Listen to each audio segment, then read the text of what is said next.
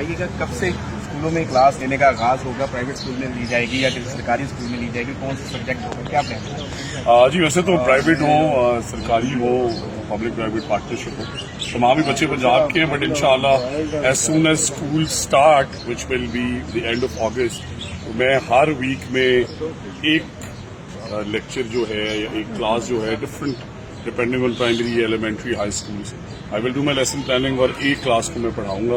کہ madam chief minister نے مجھے کہا I am very grateful I think all the ministers should do that I visit anyway so now I will be very very honoured to teach the kids اور پڑھانا شروع میں سرکاری school سے.